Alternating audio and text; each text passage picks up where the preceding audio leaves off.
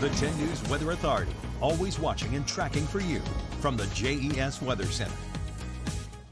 Hello, everyone. Right this minute, not too much rain for us. Further towards the east, there is a little bit more accumulating in parts of Tennessee, which we can zoom in on. Even some yellows, reds, oranges popping up. So it's not exactly staying calm west of Nashville, but a lot of this rainfall is rather light as it makes its way towards us, and it has a lot of mountains to go over before it actually gets to us. So north of Jackson, Tennessee, it's where the energy is the highest.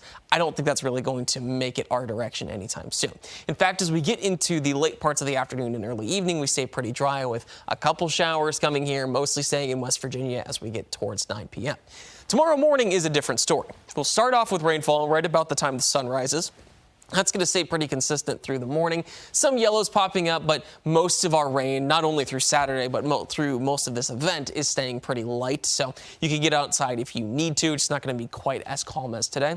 After 10 a.m., it drops off a little bit. We have some showers, mostly along our southern border, and then more rain builds in for Sunday morning. That's a pattern that we're going to see repeating, is kind of rain for a while, give us a few hours off, and then rain comes back for a few hours, stays pretty light, with a couple spots getting a little bit heavier.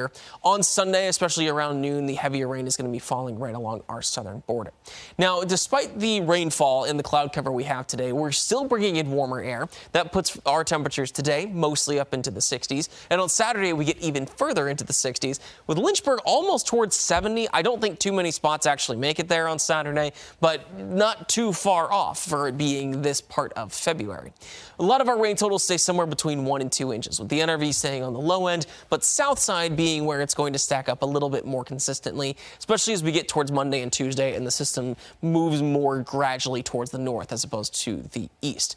Other rainfall is mostly going to stay further towards the south. That's where the heaviest rain is expected from parts of Georgia into South Carolina, especially around Atlanta, stretching through most of South Carolina. Other factors with this system that we could see, wind is going to stay pretty calm, especially over the weekend. As we get towards Monday, it does pick up a little bit. I think Tuesday, once we really start to dry out, is the only time we see some pretty gusty winds, and temperatures are going to get back towards average as we get towards the middle of next week.